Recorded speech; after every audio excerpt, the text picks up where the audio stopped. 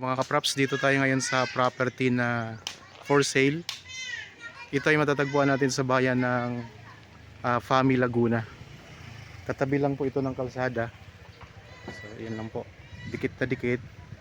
Ang sukat nito ay 1,045 square meters. At ito, ipapasok tayo dito sa loob. Meron na tong bakod na barbed wire. Ayan po. Palibot na ito ng bakod mga kaprops na barbed wire. Tapos dito sa kabila mayroong part na hollow blocks na kasi pader ito ng kapitbahay. May mga kapitbahay na rin dito mga kaprops. Patag na patag ang lupa. So magkabilaan po meron na kayong kapitbahay dito, tapos dito sa kabila,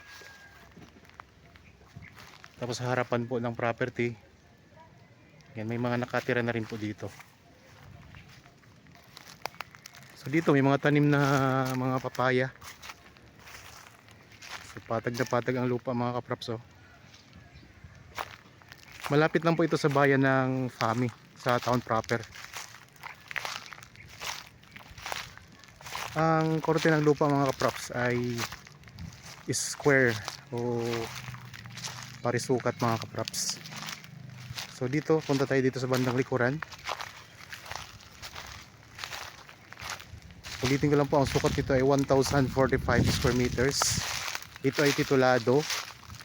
At ang presyo mga kaprops ay makikita nyo sa description box at sa title nitong video. Okay. Ito yung bakod sa likurang bahagi ng property. Yan.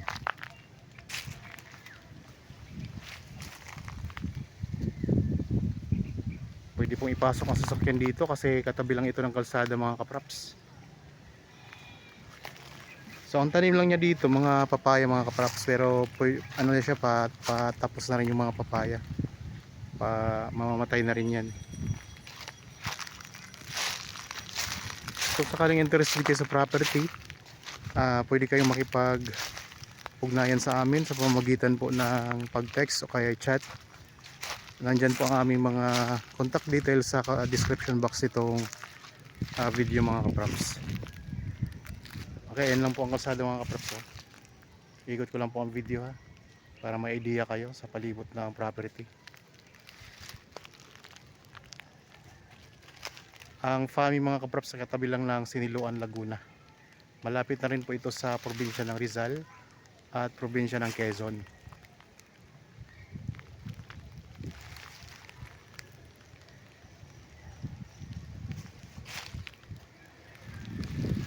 Ayan, nakita nyo na po ang palibot ng property mga kaprops. Okay, para po sa mga bago pa lang sa aking channel at napadaan lamang po dito sa aking channel, huwag niyo pong kalimutang mag-subscribe at pindutin na rin po ang notification bell para maging updated kayo sa mga bagong property na i-offer po namin.